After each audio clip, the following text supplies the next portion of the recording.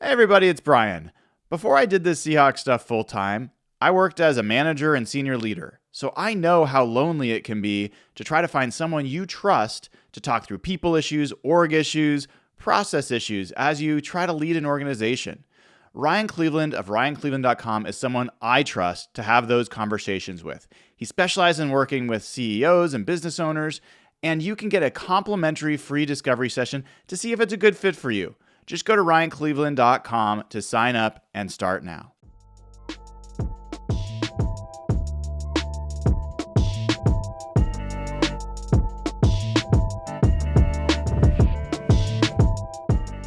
Hello, everybody. Welcome to the post-game episode of Real Hawk Talk. I am Brian Nemhauser. You can find me on Twitter, Instagram, TikTok, all the places at Hawk Blogger. Your Seattle Seahawks fall 27-24 to the Minnesota Vikings, who now move to 13-2. Winners of, I believe, 8 straight. And we will talk about all the implications of this game as the Seahawks not only fall to 8-7, but fall to 3-6 at home on the season. One of the worst home performances across a season in franchise history. And while you cannot see him, Evan Hill is with us at Evan Hill HB. He's going to be on the phone talking to us, as well as Jeff Simmons that you can see at Real Jeff Simmons. And who wants to go first? Who wants to go first on this one? Let's get Evan while we have him. No, Jeff, you seem far more passionate in your reaction than I do, or at least far more frustrated. So you're going to be my therapist today, buddy. Oh boy, that's not good for anyone. Yeah, it was such a frustrating game because, look, they should have won that game. Like, there was a lot of things they didn't do great, but, like, there's just so many little things. And if Byron Murphy doesn't face mask that guy, they probably win the game, like, straight up. It would have been 3rd and 19. Trey Brown with one of the worst sequences I've ever seen where he lines up offside as a cornerback. I cannot remember the last time I've seen it. And then immediately he gives up a touchdown and one-on-one covers the next play. Those plays, Gino taking that sack on the second last drive. I know everyone's going to focus on the interception. The game was already lost to me at that point. Some people were mad about the missed kick by Myers. I was not. They would have made that kick if they don't take that. Gino takes it. And then ultimately throughout the game, Ryan Grubb was abysmal. He had a couple good drives, don't get me wrong, a couple good moments, but there were so many obvious. There's one where they're 1st and 5 after a penalty. They're moving towards scoring range. And they throw that idiot play where the guy's running around and they just have to run the ball. And then Zach Charbonnet and Kenny McIntosh on some of their good drives. How many touches did Zach Charbonnet have today? Brian identified with Ray Roberts where they're weak. There are lots of plays throughout the game where they hit on those runs and that big drive at the end of the game to take the lead. Even through all their mistakes, they managed to come all the way back. Barner gets the touchdown that probably should have won the game. Ernest Jones has a chance to catch that. He falls down. That's a tough catch while you're falling, but Byron Murphy's about to sack him. And it just felt like Seattle self-destructed. And that's a good team, Minnesota. That is a very good team. Seattle should have won that game. They self-destructed. It's a lot like the Rams game. And that's ultimately going to be their season. Gino makes some big mistakes. That interception he throws in the first half was just absolutely unacceptable. And Gino had a good game overall, but the sack on the second to last drive, he has 3 chances to get rid of the ball. If he throws it there, it's 2nd and 10, you move on. And I thought Ryan Grubb's play calling in that spot as well was awful. They set up a 60-yard field goal with a 2-yard pass on 3rd down. So they just self-destructed against a good team that was a winnable game. And they didn't do it. Woolen and Julian Love get beat over the top. But again, so many little things pile up and they toss away basically their season. Against a good team, that would be the signature win of the season, and they blow it again. Evan. Yeah, I think what is so frustrating about this game, and Jeff, you highlighted it well, is it felt so winnable in key moments, and it was disrupted by what felt like procedural issues. Like, how many false starts did the offense have today? Like, I think it was a record. I think they put it up on the screen. It was like 5 or 6. The offense in Seattle. It's just, and then the corner being misaligned, like, but Jeff, my thoughts are all over the place right now. I wanted to add one thing to what you said, inconsistent application of the run game. Ryan Grubb only calling 2 runs in the third quarter. It finally started to get going in the fourth quarter after he committed to it. But you know what an even bigger factor was? Geno clearly re-aggravated his injury. And they still weren't leaning on the run game. They still weren't doing it. So it's like completely contextually unaware of the scenario that they're in.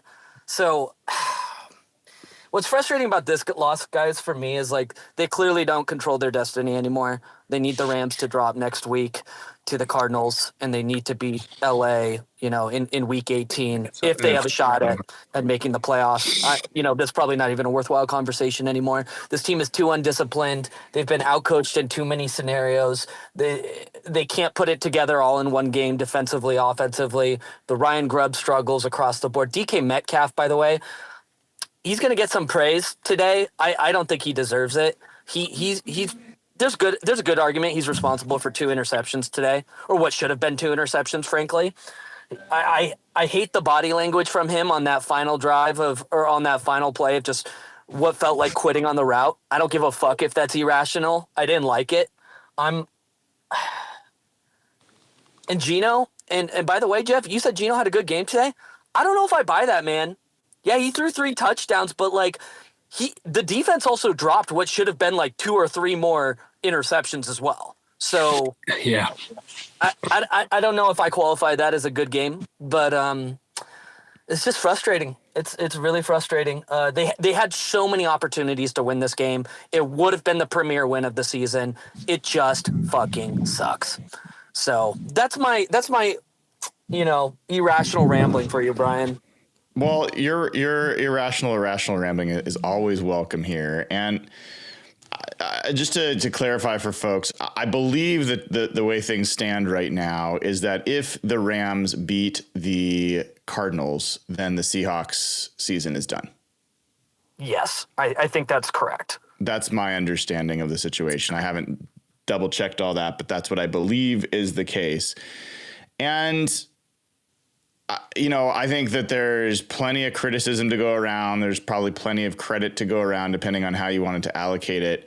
For me, what I really noticed in this game was that the defense, for me, of all of these issues, in key moments, when you needed the defense to show up, they didn't.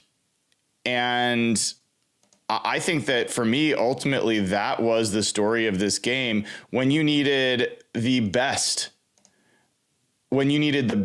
of Tariq Woolen, you didn't get it. Like, he was beaten for key third down plays. He was beaten on a number of situations. When you needed Trey Brown to come through, he was beaten.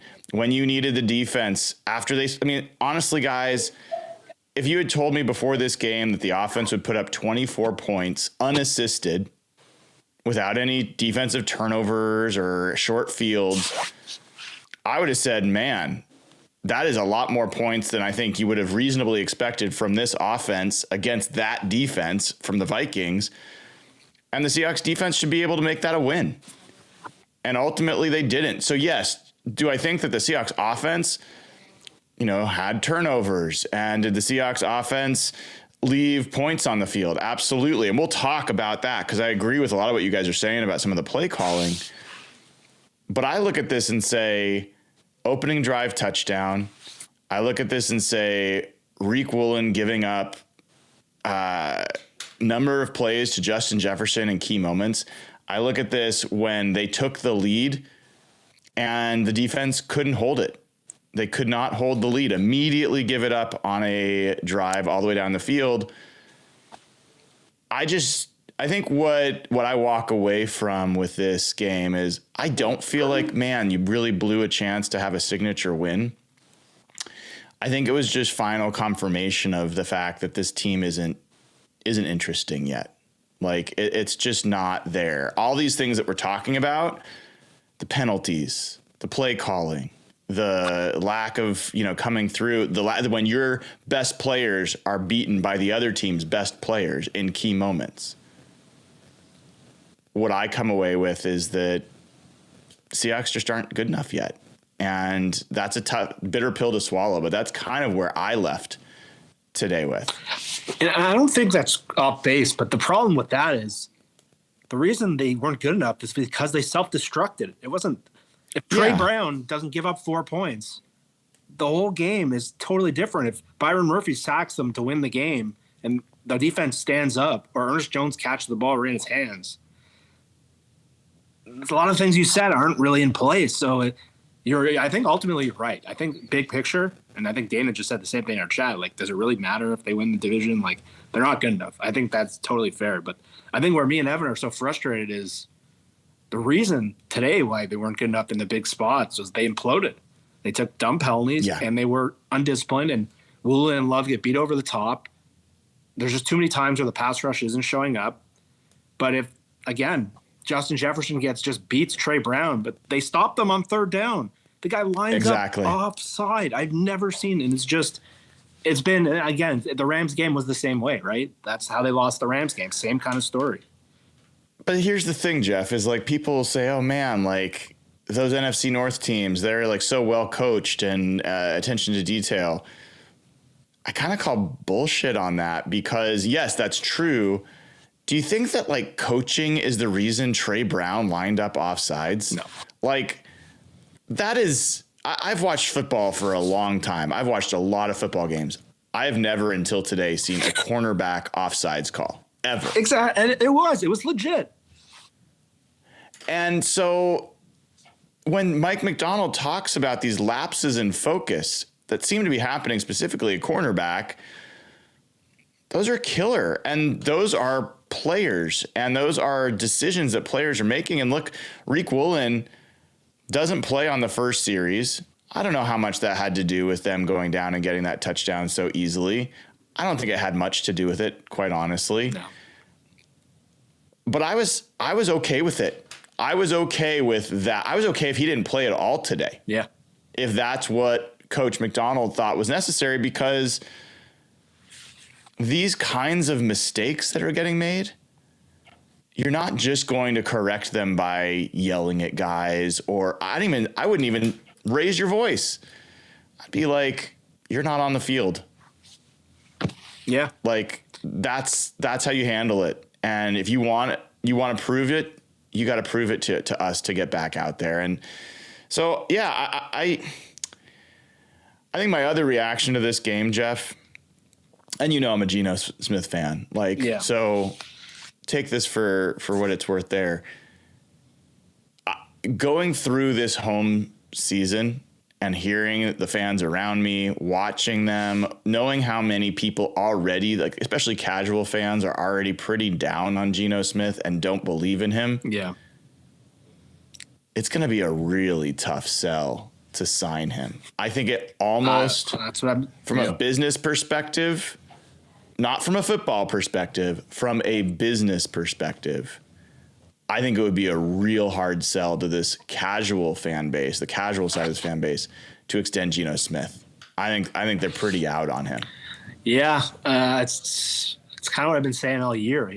I just have really trouble evaluating him because even today his highs were really high. Like he made a lot of, like no one's kind of had that passing success, 3 touchdowns, 300 yards against Minnesota.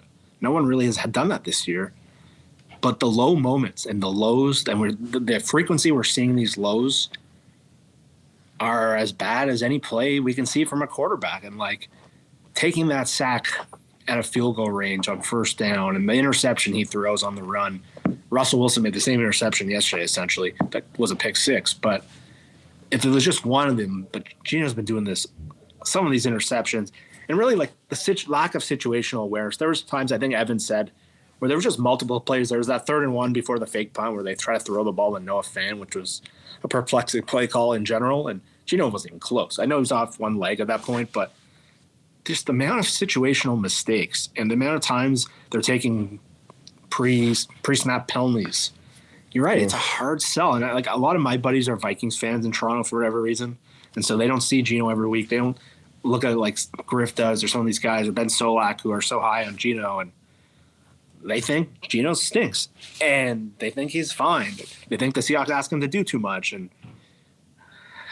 he's just, for me, he's such a hard player to evaluate because I don't know how they improve on him, but I'm not looking to extend this guy. I'm going to be honest. Like, the amount of situational mistakes from a guy at this point of his career, when you're trying to kind of get out of this hole you're in, I think this is just who he is. And again, Geno has some really endearing qualities as a quarterback and really easy guy to root for. But he just, like, that interception, that's 3 points. Those are 3 huge points, and you just can't. Yeah. And probably cost 6 points with that sack, but he also threw some incredible plays. But I know Evan came out and said he didn't play well. So, yeah, I'm with you. Like, I think the casual fan thinks Geno sucks, and that's a really hard thing for management. And I mean, part of that is like that last interception, that looks awful. If you watch that play and if you know anything about football, that was on DK. That was on DK. Yeah. That was on the route. And you heard it even in the Seahawks post-game show. Michael Bumpus did not want to say it. But he was like, that looked like a tired.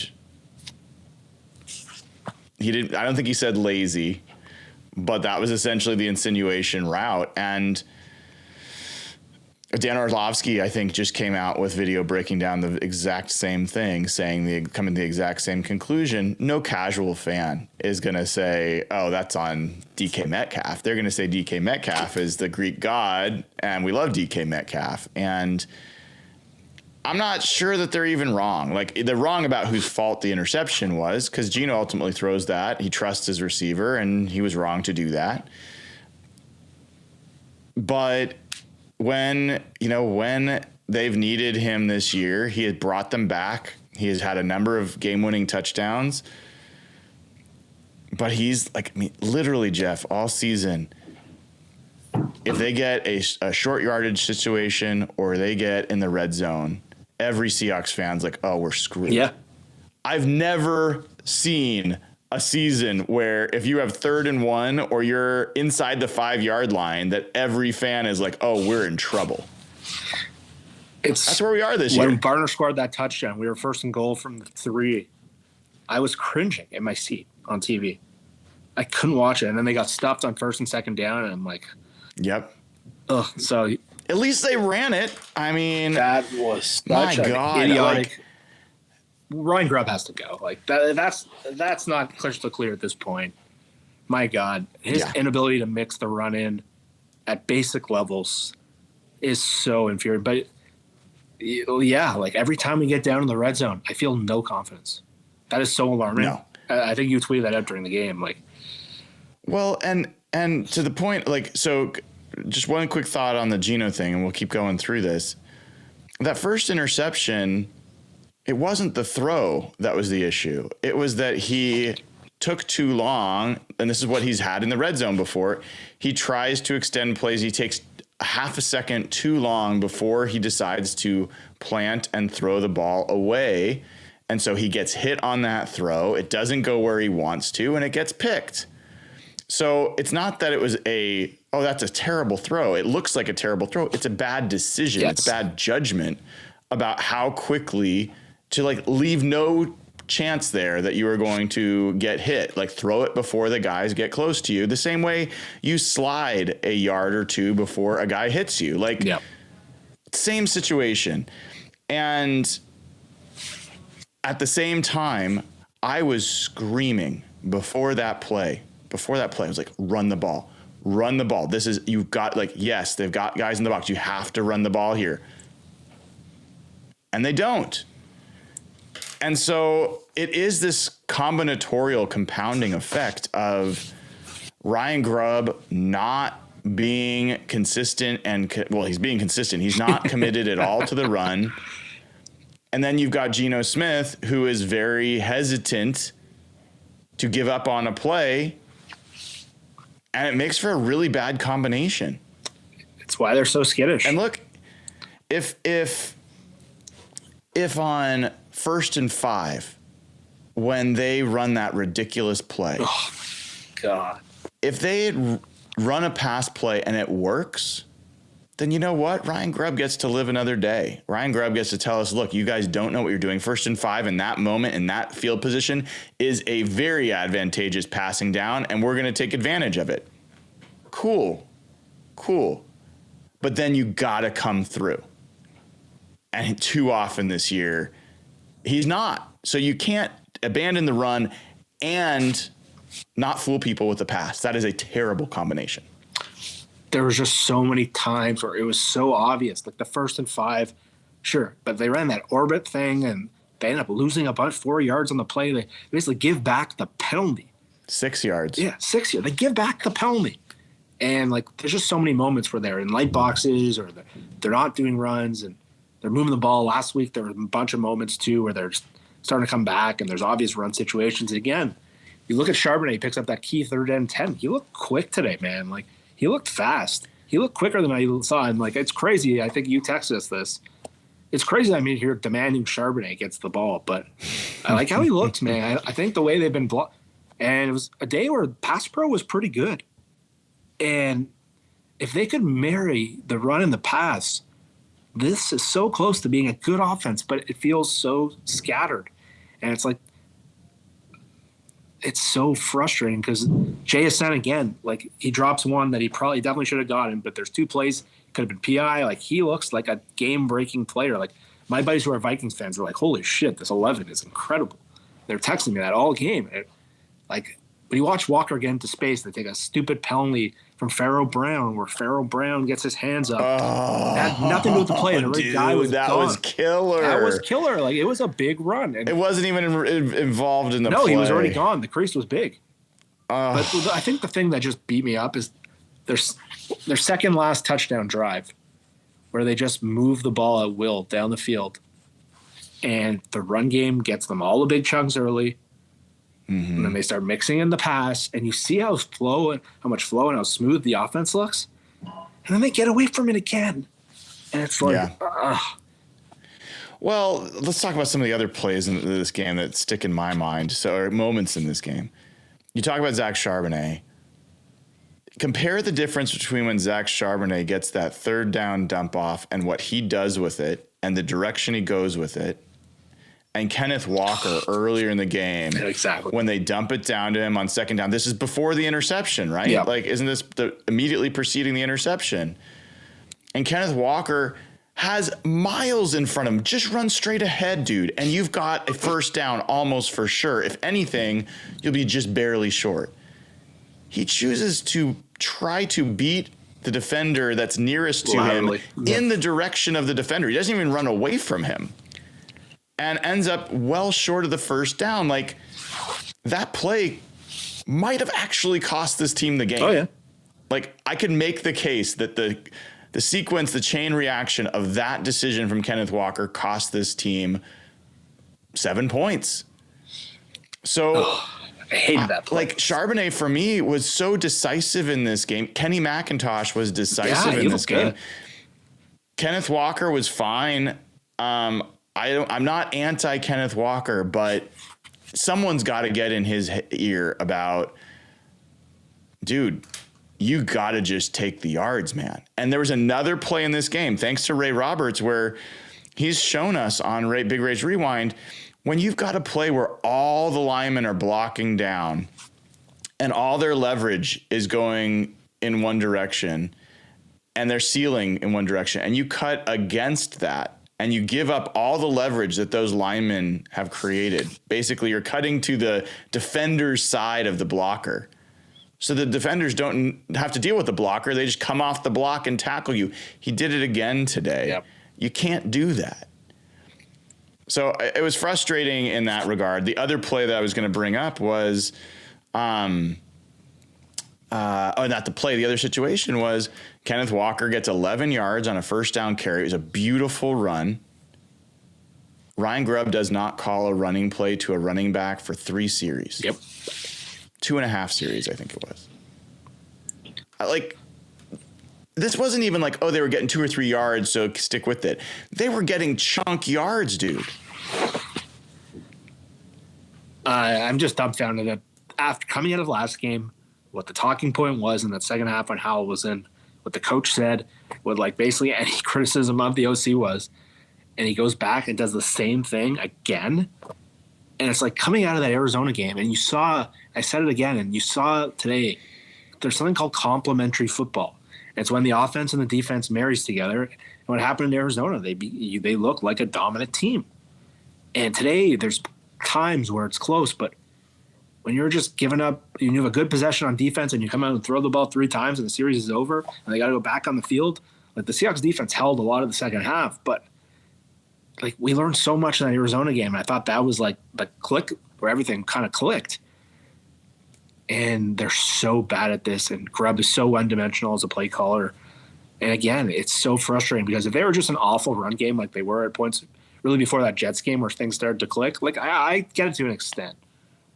But in the last 2 games, they've looked good running the ball. And like their best game of the year was where they ran the shit out of it. They barely let Gino. The things were much easier for Gino. He was throwing to his outlets. It was a repeatable, sustainable offense. And for whatever reason, in a game where this could have been a big deal, they lost themselves again. And it's why they don't play complementary football. They had the chance to run the ball to win the game, set up the tying field goal, decide to pass, they take a sack. They never can quite get back into it. And too many times a game, they're one-dimensional. And I thought this was a game where like Brian Flores and they're going to just destroy our pass protection and be that was not the story of the game at all. This game script really played well in Seattle's hands. And again, if they don't face mask the guy, they probably win the game.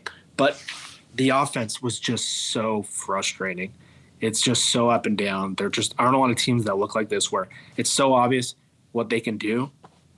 And I know they don't have the greatest run blockers, but this was not a game where the offensive line got embarrassed like last week. They could have easily had 0 sacks in this game. And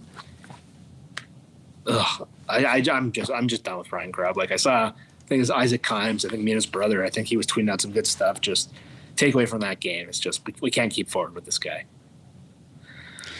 That's where I was after the Packers game. I think that kind of declared itself in that game. And I think you make a good point about the pass protection. You could have told me a bunch of different game scripts for this game that I would have believed. But one where pass protection's not the problem. Not at all.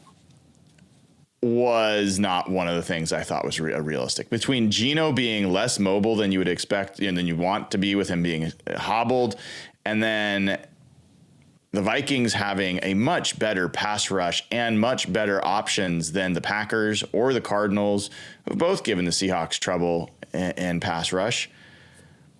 And it wasn't because the Vikings weren't bringing some pressure. There was definitely times they were sending extras and they were getting picked up. Yeah. When Gino it wasn't like the cleanest pocket. It wasn't this beautiful thing, but he was not getting immediate pressure where he had no chance to make a play. That was impressive. You know, won in the game. Scott Huff deserves a little bit of praise where maybe Ryan Grubb deserves a little bit of, blame. Yeah, that felt like I think Evan asked us last night, like, gun to your head, like, what do you think the score is going to be? And we all thought it was going to be a blowout. And I think that's why I'm so frustrated, because it wasn't a blowout. I think that being the game script flipping that way, that felt like a 5% outcome, that they would be able to hold up in pass protection with an injured Gino against that defense, and they'd be able to get 300 yards passing and 3 touchdowns and take the lead in the fourth quarter and almost drive back into field goal range. No, and that's where I feel like they just pissed this game away again. And it feels like the Rams game again, where they were the better team, in my opinion, and they let Justin Jefferson beat them. Oh, man. The Rams are so lucky, dude. They stunk again today. They were awful. I mean, they're just not a good team. And I'm sure people would be like, oh, they're so whatever. They were I don't awful care about today. Rams, I watched that whole game. Yeah, they're not a good team. No. But I want to add a couple other things that are kind of in the vein of the offensive line, I think deserving a little bit of credit, and Scott Huff deserving a little bit of credit. I thought they did well today. I thought Kenny McIntosh did well with his opportunities today. Yeah, play on the sideline. I did think I thought Zach Charbonnet did well. I thought that once again, AJ Barner, with the chances he had, made an impact. Yeah. With the catches and the run after the catch, the physicality.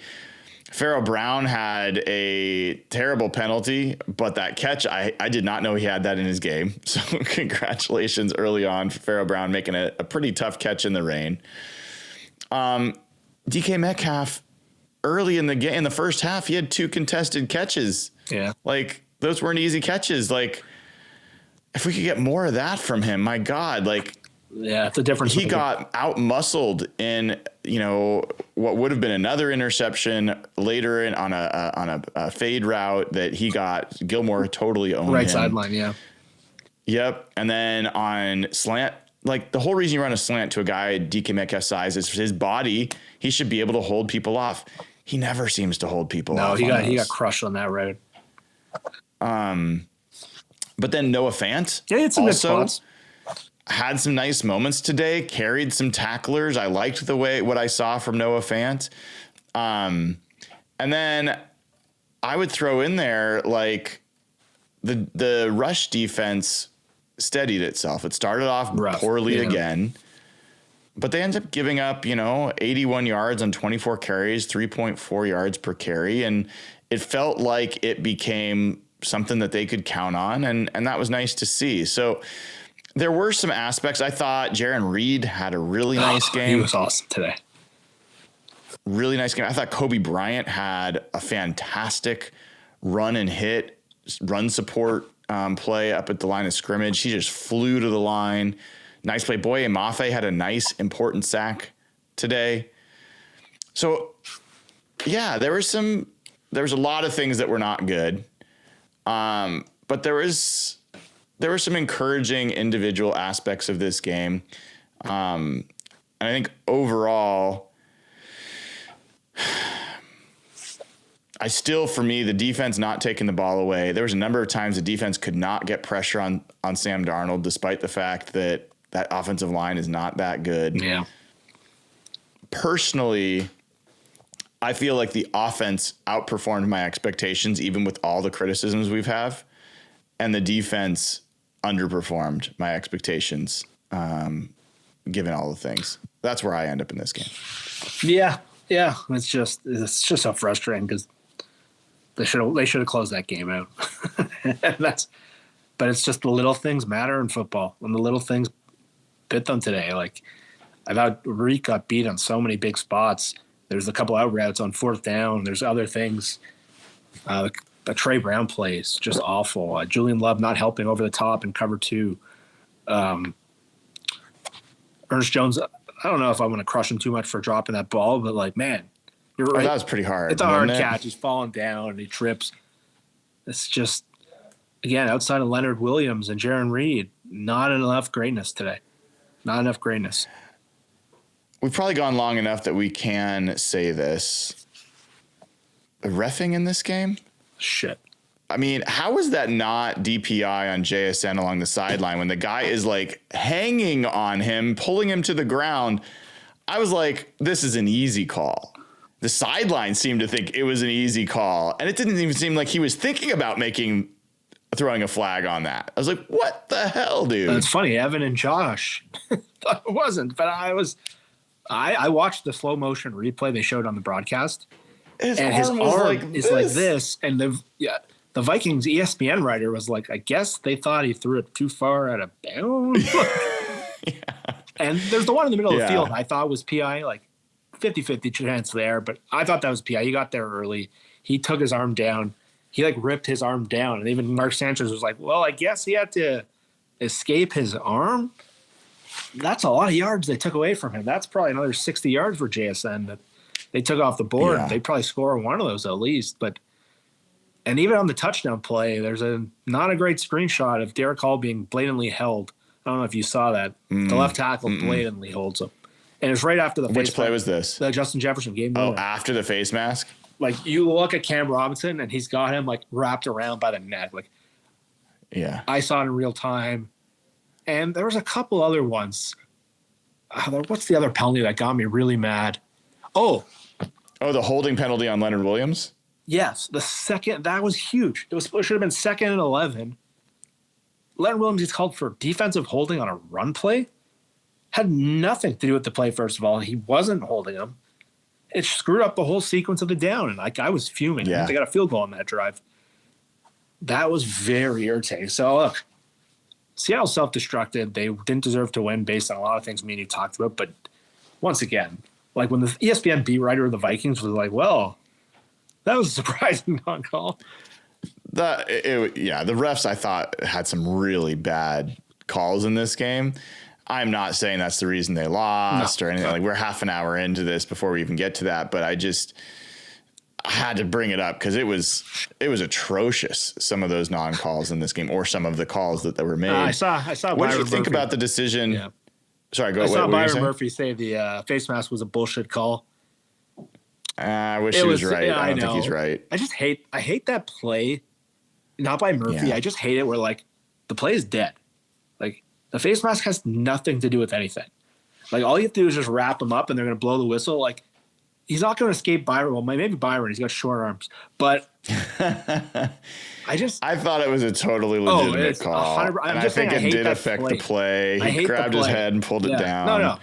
That needs to be coached. You cannot wrap the guy by the helmet. Just take him out by the legs. Like, I hate it. I hate when that happens. It was so loud on that series when the Seahawks finally took the lead. And, like, that's part of why I really hang a lot of this on the defense. They had everything behind them in that moment. And, yeah, that one play, that's typically what will happen in those moments. It had a false start.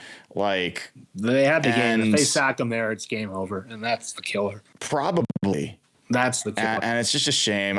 I mean, he obviously has really been searching for those moments all year. And it was such a nice play to get into the backfield. He did the exact play we've been waiting all year. He blew by the guy.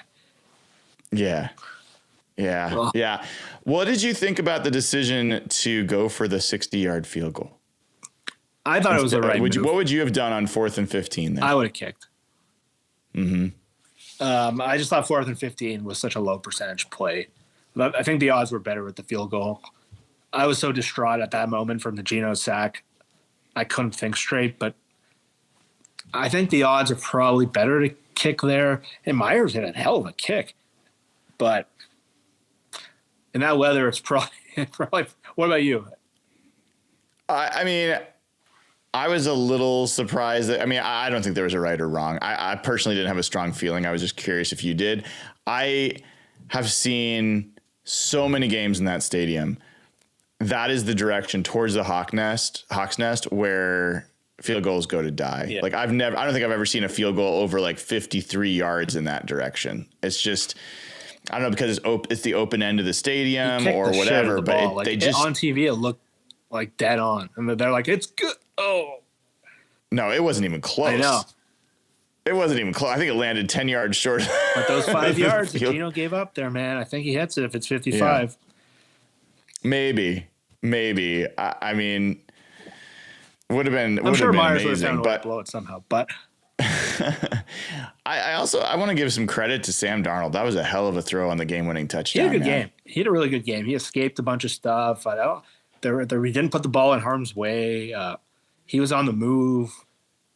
I was going to ask you, like, I don't know if he's going to be getting out of Minnesota, but, like, is he a guy you're interested in if they do walk from Geno? Yeah, absolutely. I just don't know exactly how that works out. And no, I think they're going to end up keeping him there. But the part that's kind of curious is, well, I don't think they're going to keep him there. No. I think they're going to let him go. Maybe they'll keep him and then trade him. Like, that might make some sense, but I think they're going to go to McCarthy. But I think it's so hard to tell how much of what's happening is Geno and how much of it's Ryan Grubb and how much of it's Sam Darnold and how much of it's Kevin O'Connell. Like, it's just hard. It's very hard.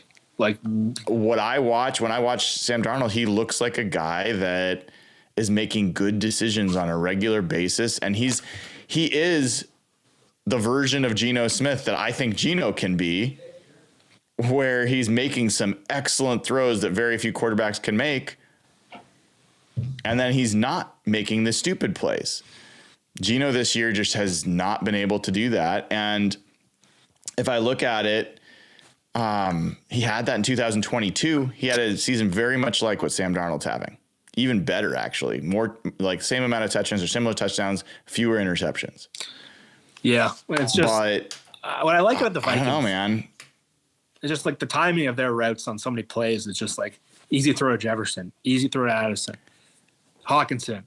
And something that's how much do you think that is the quarterback, the coach and play call, or the receivers? A combination of all three. The receiver, you start with the receivers. Those receivers are excellent. You do have to, right? Those guys are excellent. Just like the amount of plays, like there's a fourth down early in the game, and there's the big spot. It was a big third down where they just run, where Jefferson just beats their guy. And Addison beats their guys on comebacks. But like some of those out routes they were attacking Woolen on. There's a play where Darnold comes up to the line. I don't know if you could see this on TV. I mean, on the game, they show the replay of this where he goes like this, basically saying Jefferson run an out route. It was 3rd and 7. It was a big spot. And Jefferson just crushed Woolen on that route. I was really impressed with Darnold for making that adjustment. But again, I talked about it yesterday on our show and our Saturday show. Infrastructure for a quarterback matters a lot. And that's the hardest thing. I think Gino really – the receivers on paper look pretty good, and we talked about this yesterday, but their infrastructure is a mess right now. Their plays look so hard. Their plays look difficult. Are we being too easy on DK Metcalf? Yes. We've said – we've seen enough that Ryan Grubb's got to probably go. Have we seen enough that DK Metcalf, can you give this guy with the decisions he's making, the errors he's making in these moments, and the lack of ability to win when you need him to win? I think I'm out on paying him $33 million a year, dude. He's not worth the money. I'm still conflicted in how you replace him because they're going to need 2 starting receivers next year if you do. But he's not worth the money.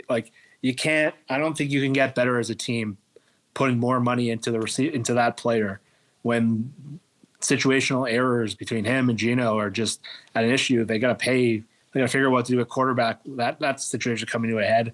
Their offensive line, they obviously don't trust enough to run block. Have some big decisions elsewhere. Ernest Jones are going to have to pay. I'm not comfortable paying him $30+ million. I'm not either, man. Yeah. I think I'm out. And it's you and I've talked about even just yesterday how hard this is of a decision to make. But I think where I'm at is out on Grubb. I think I'm out on DK.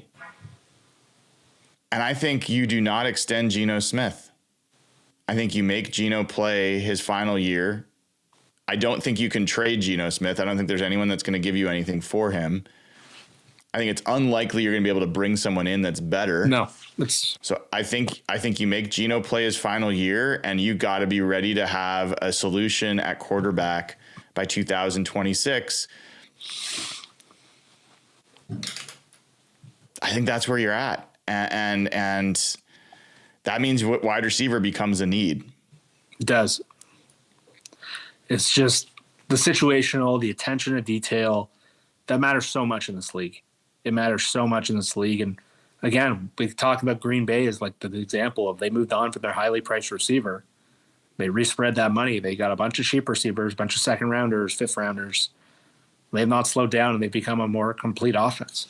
And again, with Geno and DK, they've got to have a plan to replace these guys. They can't just be like, well, we know he's not worth the money. Let's trade him. Because we saw what happened with Frank Clark. They had no plan to replace him. They got a great return on him in the trade, and they spent years chasing that position. And it was a roster-building F-up. Like, they screwed it up. So I'm all in on moving him if they can have a plan to replace him and reallocate that money, because you're paying someone, and the best teams have their best players or their best leaders, and they set the example. And we talked about when they were great with Sherman and Bobby and Doug Baldwin and Marshawn and all those guys. We weren't seeing lapses of attention to detail and too many big players on this team. And with Geno, it's not attention to detail issues. It's situational awareness. The situational awareness at this point of his career, or really any point of his career, if he's a rookie, he's making mistakes that a second-year player should be making, like a first-year player. At this point, it's unacceptable. Like, Geno's doing good things. But DK, again, it details. We're winning routes. All the best players in the league aren't doing stuff like this. And it's killing them. Between Woolen and DK, I think those are the most polarizing players on the team. What they're going to do with those guys going forward. They're right now, I'd say they're their two best talents. And I think they're better in terms of individual talent they are at being a part of a winning football team. Yeah. Yeah.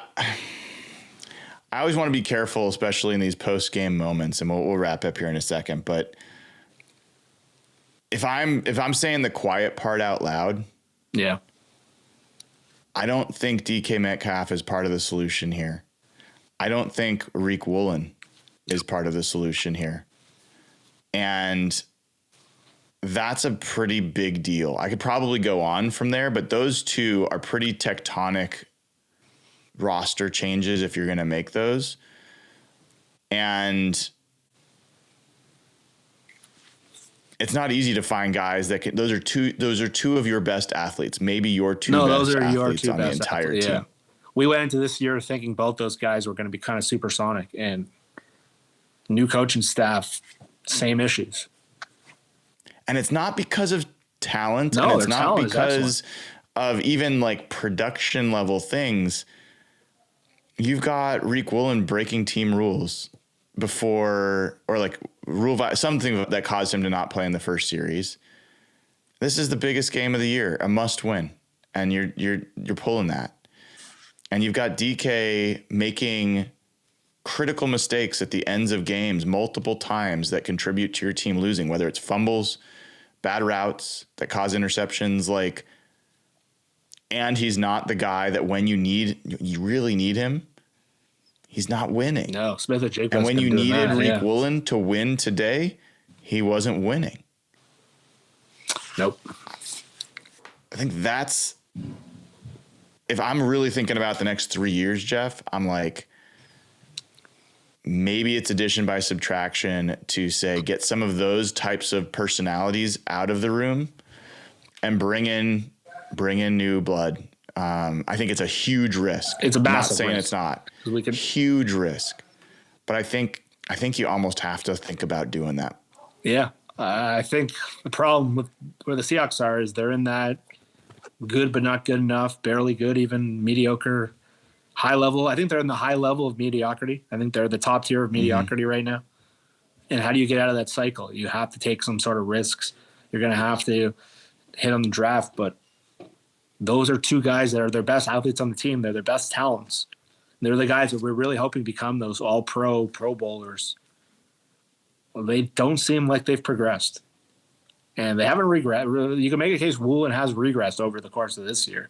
Gino's been hurt. I mean, DK's been hurt, but his production is way down. But other than those like deep balls over the top this year, we're not seeing DK win in different ways. And he's really good at what he does, but he's a limited player.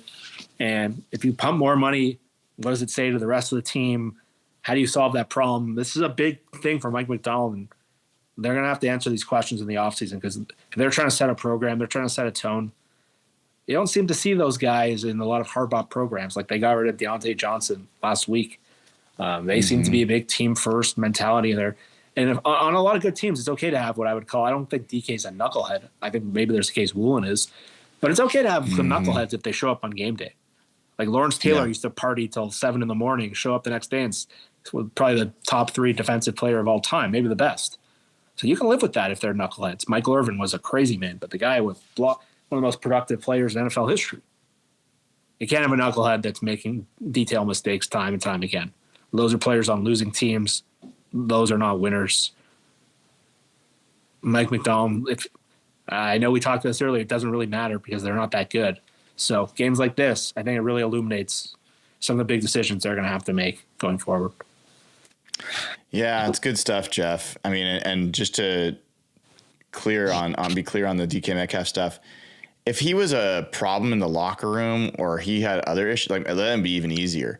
But I think people do respect that he blocks, that he doesn't he doesn't complain when he doesn't get the ball like a lot of diva receivers do. He is willing to do some of the dirty work and take coverage away so JSN can do some of what he's been doing.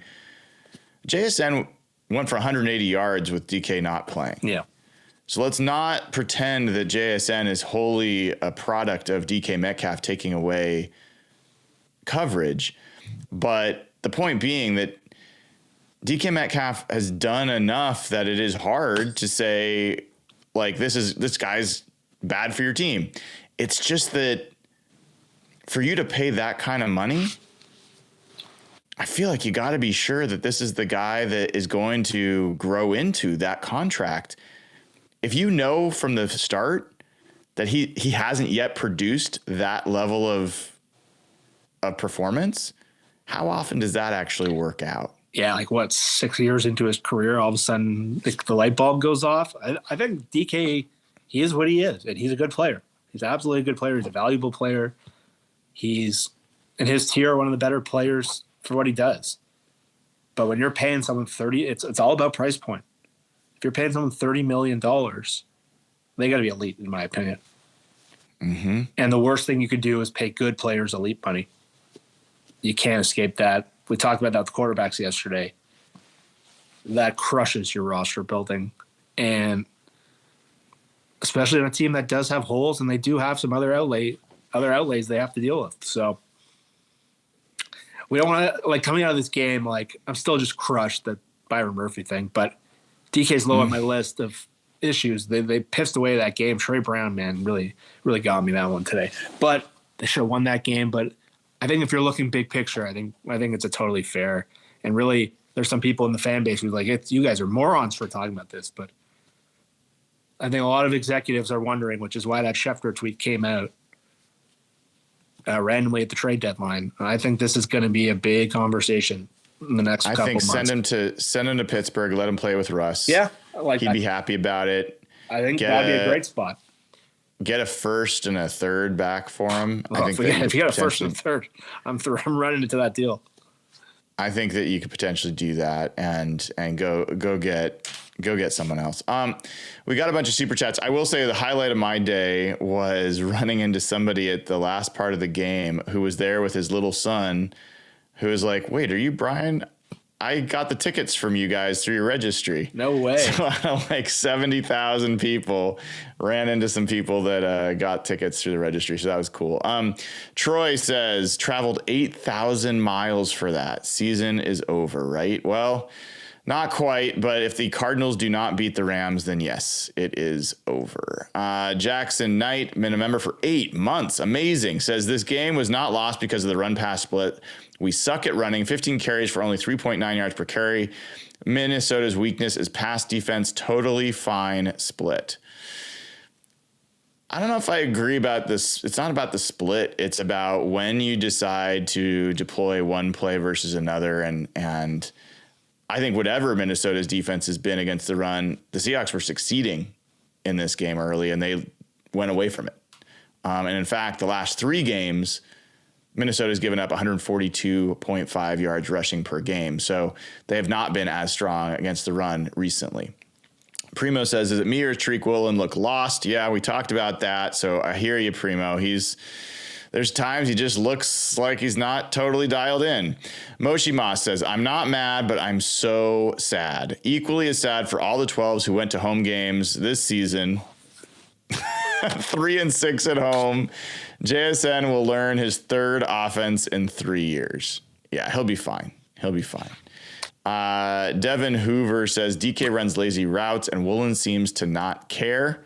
I think we would agree with some of that. Nelgod says Seahawks defense blew it. End of story. Jones drops the interception. It's interesting. From what I saw in the game, that looked like a very hard interception. You guys are making it sound like it was a pretty No, he's falling backwards drop. like this, and he lost his balance. He tripped. It's a hard catch. Nelgod, okay. You're my boy. We talk all the time, but dude, you got to call a spade a spade. Like every game, you're like, Joe Burrow sucks. Gino blew the game today, like straight up. Defense definitely did not do enough at the end of the game, but like, come on, man. Like blaming that on Ernest Jones, like he's a defensive player, first of all. They don't have good hands. Like he's falling on the ground. It was a bad throw. There's a million little things I'd put out before that game. Like, yeah, I agree with that. Not about Gino blowing the game. I do think Gino absolutely contributed to the loss, but fair. Blew the game. Jose Rodriguez. says Gino and Woolen can go. I think that a lot of people are in that camp. Troy back again says Woolen warming inside of the helmet in front of heater during TV timeout out while rest of team on field says it all. I didn't see this. Did you see this? Didn't see that. I'm done with that guy. Nelgod's back. He says, hope Gino moves on and dominates while we suck. He deserves way better. Lack of respect from this fan base is laughable. I don't know, man. Like, for me, end of the day, like, I'm a huge Geno Smith fan. I'm a Seahawks fan first and foremost. I will never cheer for the Seahawks to do poorly. And for, it's like people that were Russell Wilson fans over the Seahawks fans. I always want the Seahawks to do well. And as a Geno supporter, Geno has made tons of inexcusable mistakes this year that were within his control to not make. That's on him. That's on nobody else. And the best quarterbacks in football can play the fine line and balance on the fine line between taking a risk to make a big play and protecting their team. And too often, Geno just does not make the right decision in a split second, and it costs his team. So, like, you got to acknowledge it and not fight it. I came into the season hoping, like, man, if Geno could check the ball down a little bit more, if Geno could be willing to throw the ball away, part of the reason I was excited in training camp is Ryan Grubb seemed to have so many answers for Geno Smith in this offense where he could get rid of the ball quickly. That has just gone by the wayside. We saw it early today. There was a swing pass to Kenneth Walker. There's like throws in the flat that every other offense has, these easy yards for 6-7 yards. Too often Geno doesn't take those or Ryan Grubb doesn't give them. So, I wish the best for Geno Smith no matter what. I don't hope that he shows us how good we had it. Like, that's absurd. Adam the Islandson says our offense looks like our defense last year. I don't know if I agree. It's not that bad. I'm going to strongly our defense was like disagree last in the league, right? Yeah, I'm going to strongly disagree with that take. Our offense this year is spotty, but you see moments of like really good play, and there's some things they do really well. JSN, look at the tank he's been. There's not a single player on defense who played well last year. Yeah. Sorry. Other than that 4 games, I think our offense, if it was as good as if our defense last year was as good as our offense this year, we would have been thrilled. Yeah. There's some weird takes. Like I saw someone blaming Jason Myers after the game. Like, we're paying a kicker. Why can't he make, like, that was a 60-yard kick in bad weather. Geno did a lot of cool stuff today. Like, but again, quarterbacks are ultimately judged based on what they do at the end of the games. Geno leads the league in game-winning drives of last year. It's a huge box. We talked about infrastructures yesterday. I think Geno's working with a pretty shitty infrastructure, but yeah, the situational awareness in big spots is too low right now. And I think he had moments today and moments in the Rams game that ultimately is going to cost the team 2 of the games they should have won. And find me another quarterback that's doing that right now. Yeah. And again, Grubb, the O-line, all this stuff is real. Geno's going uphill. But you can't live in denial. You got to call a spade a spade. I'm not saying you need to cut Geno tomorrow. I talked to him yesterday. They should keep him. Who do you replace him with? But find me a quarterback that's doing that right now. I don't see one. Yeah. Yeah.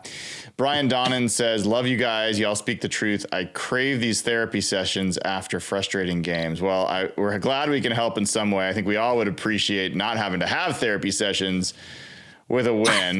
Moshi Moss says, extend DK if he can play guard too. Well, his dad certainly was an offensive lineman, so who knows? But Jeff, any closing thoughts before I let you go for the night? Well, I don't know how many of these I have left. So there's like 2 games left. I'm frustrated. I'm frustrated that they didn't win that game. I'm frustrated they went 3-6 at home. I'm frustrated that I do like what Mike McDonald's doing, but they didn't really progress that much after that important stretch. It just sucks. Like, that's a good team over there. They didn't play great today, and they should have won that game. And so to lose that game at home in a game where the crowd did seem good, it sucks. And the Seahawks are in that, again, the high level of purgatory we're trying to get out of. And feels like the season, even though it was probably over last week, feels like the Rams are going to beat the Cardinals next week, and then the season's probably over. So that sucks. It's been an interesting year, but this team is not good enough, like you said, to start with. I think that was the fairest thing we said all day, and we all want this team to be at a place where we're all excited to go to these games. They're 7-2 at home, something like that. So I think year one of McDonald was intriguing, but they need to get better. They need to get better. They need to improve the coaching staff, the players, and let's not be in denial. Let's talk reality. Let's face these problems that are ahead. The thing that I will say is take some solace in the fact that your head coach has proven, if nothing else this year, he's not going to put up with bullshit. Yeah. He got rid of almost his entire defense during the season and turned it from one of the worst units in the NFL to a top 10 group. This is not, there was moments where I was like, hey, man, let's see if they're a top 5 group. They're not a top 5 group. They're not. But they're a top 10 to 12 group, I think, pretty solidly right now. And that's good. He told Rick Woolen to take a seat when he wasn't performing. He has shown time and again, like you look at the offensive line, they actually sat guys, Christian Haynes, who was a higher draft pick. Like, I think that we can take some solace in the fact that I think Mike McDonald is going to hold a high bar, and he's just fixated on making this team great. And I think he's got a pretty good idea of what's keeping them from being great. I'm really interested to see what he's willing to move on from. Coaches, players, other things, and what he changes in his first offseason. I think he's going to work his ass off this offseason, and I really am interested to see what this team becomes after he has a full offseason to help address some of the issues on this team. But for now, disappointing loss. Seahawks fall to 8-7. They are 3-6 at home, and they no longer control their destiny and most likely will not be going to the playoffs. So I will be heading to Chicago later this week to watch that game. Very tough to turn around from this game and head to Chicago on a short week. I don't envy the fellas at all, but they will do it, and we will see what comes of that. Jeff, thank you so much for taking time. Always good to have you. Make sure you follow him at Real Jeff Simmons. I'm Brian Nemhauser. You can find me on TikTok and all sorts of other places at Hawk Blogger. Make sure you give the show a like and click subscribe. And it's not too late, folks. If you haven't already for your holidays, use code HawkBlogger. Get 10% off the best boots you will ever own from JK Boots. Washington made, family owned, in Spokane. And these, we're like, I think 1 or maybe 2 sales away from giving away another pair of boots to the Wildland Firefighters Foundation, so a Northwest firefighter can have the footwear he or she needs to keep our forests safe. So not only that, but you get a chance to win this amazing Seahawks-themed pair of boots. These are gorgeous and very cool, and you'll be the only person on the planet that has them. So use code HawkBlogger, get your 10% off, get someone or someone you love the best boots they'll ever have. All right. Until next time, folks, thank you so much to everybody who's tuned in. Sorry we didn't have more fun than we wanted to today, but at least they were competitive. That's the bar we're at. So take care. Have a great rest of your Sunday.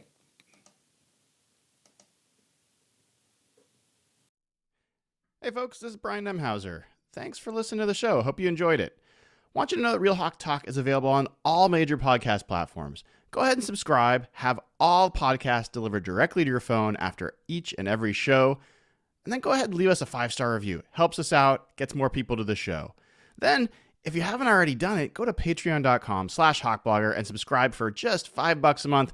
Gets you immediate access to our Slack channel. Join hundreds of folks in that community to talk Seahawks about wins, losses, and all things in between. Not to mention, become eligible to win giveaways for Seahawks tickets and get to ask questions of the Real Hawk Talk crew every week on the show. Finally, if you haven't gone to hawkblogger.com recently, head on over. Tail the Tape morning after articles are there every week. Hoping to see you there. Thanks for tuning in. Thanks for supporting the show. Go Hawks.